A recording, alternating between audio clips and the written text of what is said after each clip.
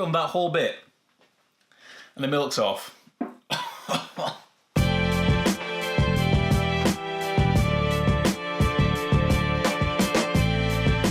We shall start that again now, shall we? So yes, made my coffee, milk was off. Fantastic. Good start to a Monday morning. Either way, update from the weekend. I dropped to 84.8 kilograms on the Saturday morning. So I decided that I was going to have 2 days of a refeed. I'm going to make a refeed video for Thursday rather than making this one about a refeed. Just cause, building the tension. But essentially refed on Saturday and Sunday, so I brought my calories back up to maintenance, about 2,600, 2,700, because I'd hit my target in less than 19 days. So I pulled back a little bit. Woke up this morning, 85.6, I think, if I remember right. And that means I'm kind of increased weight a little bit, probably a bit more glycogen, probably a bit more water. Didn't really do a big poo, so that's kind of where that's all come from. And I expect after today, it should probably drop back down again. But weekend was nice, went out on Sunday, did some little bit of shopping, and then Saturday didn't really do much at all. So yeah, just kind of like one of those nice weekends. Today's video, however, I am going to try and cover a few things. Think of this vlog as a survival guide for an extreme fat loss phase, or a crash diet. There are a few things that you're going to need to have done and are going to be doing to ensure that this works as effectively as it should.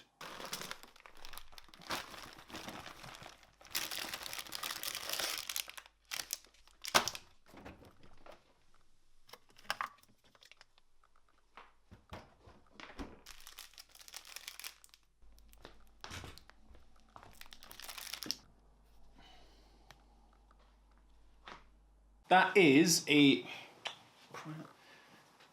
Please excuse the laundry behind me, but it is what it is. But that is a pretty normal breakfast for me these days. I mean, I'm at home this morning, and I've been bashing through emails, but this is just easier. You know, it's all packaged. I got 20 grams of protein, 501, apple, and then a beverage, diet beverage. So it's fine. It just works for me. It's easier.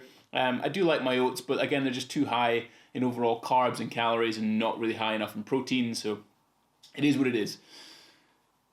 Got clients this afternoon. I'm going to finish off my little client check-ins and things, and then we're going to head into London, and we've got an upper body session to complete, but I do still need to go over these little survival guides to crash dieting.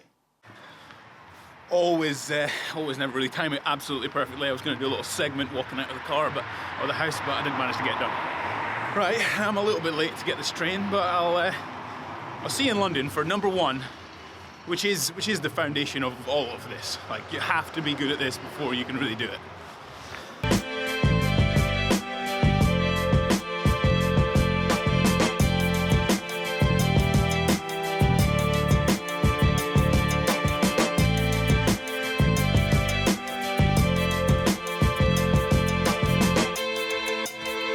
So yes, number one on the Crash Diet Survival Guide is have a solid foundation. I mean, when I say foundation, we're talking about you have habits there already. You already eat vegetables, you don't have a history of binge eating, you know how to prioritize protein, and you're probably okay at tracking currently on MyFitnessPal.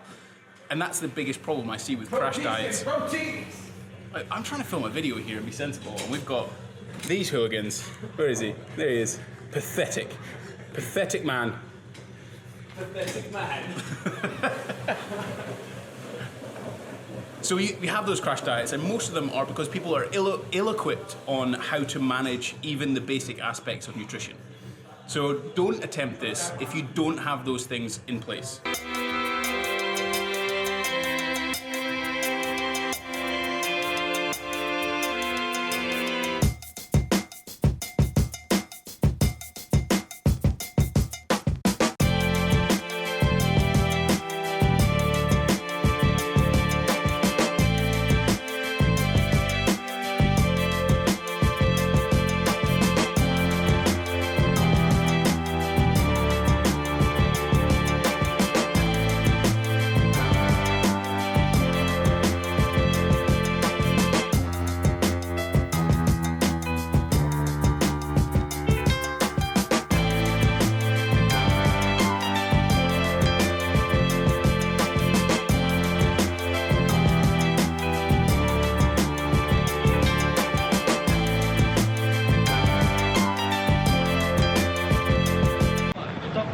sometimes I really do wonder where the day goes.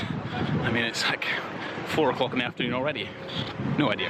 Anyway, that was a session done. I've still got to finish arms because I had clients and I'm kind of jumping around doing things, but I need to go and eat as well or get some food for later on. So I'm gonna go and get that from Sainsbury's, and I'll show you in a second what I'll get. Quick little snack update. So this is my second meal of the day. I've only had about 600 calories, give or take, but I have these pop chips. I've had them before on the vlog. They're very tasty, 90 calories. The Ari yogurts, I am very, very, very, very much like these. 20 grams of protein. I also found this thing, Upbeat, which was 12 grams of protein, 57 calories. And again, you know, normally I have a Diet Coke, but if it's got some protein in it, I like that. Egg and cress sandwich, because I wanted one, actually, and it was 357 calories, so I tend to, anything under 400 calories for a sandwich is good, and especially if it's got a good protein source, and then my trusty raspberries to fill me up a little bit more. I've got to finish this. I'm definitely going to train in about, again, half an hour just to do some biceps and triceps to finish off my workout, and then we'll get into tip number 2, because my day has run away with me a little bit, and I probably should have been way ahead of these tips by now.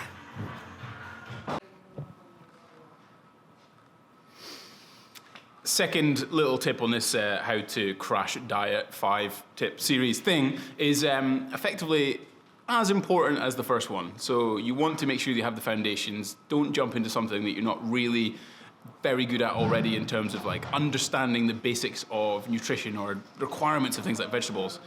So the second one is to help understand that this is not going to be easy. You are going to be hungry, you're not going to enjoy it some of the times, and you're going to have to be organized with things. And that's very important, that you don't enter into this thinking it's going to be, you know, oh, you can eat as many calories as you like and you'll lose weight. No, you're in a severe deficit, you're going to be hungry, training's probably going to be hard, and you're probably going to have to sacrifice at least a reasonable amount of your life to be able to do this. I have to finish arms now because I've finished my upper body earlier on. Get that done. One more client and then I'm going to head home. I don't know, I might try and finish this off tomorrow. I'll try and finish it tonight, but I've still got three more tips to go through. But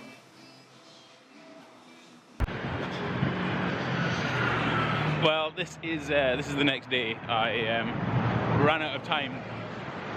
It's also a busy road. I ran out of time to be able to get all of these tips done in time because I just had stuff to do. Like one of the big things and priorities I spoke about yesterday with one of my friends was prioritizing, like me, not prioritizing social media. I want to put out content, but I also don't want it to take over my life. So that's kind of me just doing stuff. But for now, I'll get into the next tip. However, I am off to go and look at a new camera.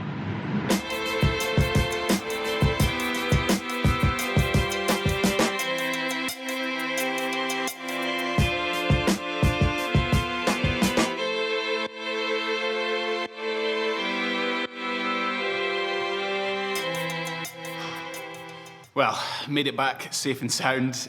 Yeah, I'll maybe reveal what might be doing about this new camera, but we shall see. I've got to speak to Laura first. Got to speak to the wife-to-be, and we'll have a chat about it. But it's very pretty and it's very nice, and I can't wait if I do purchase it. Anyway, looking at the third tip on this crash dieting tip vlog, effectively, you have to make sure that this process is short and sweet.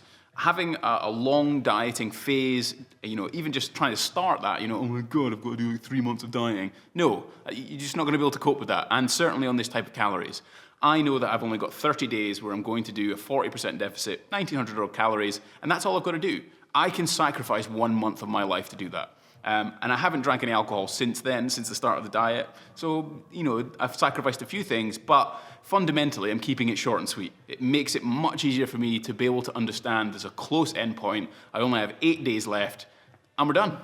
Fourth one is looking at tracking. And, you know, a lot of people that probably follow this channel will know that I'm a proponent of using things like MyFitnessPal to be able to measure and quantify how much you're actually consuming. You're not kind of guessing, going, oh, that's about 200 grams of chicken. You're actually kind of weighing it out and you're actually measuring it, and you're taking time to track that and put that into MyFitnessPal to estimate your rough intake.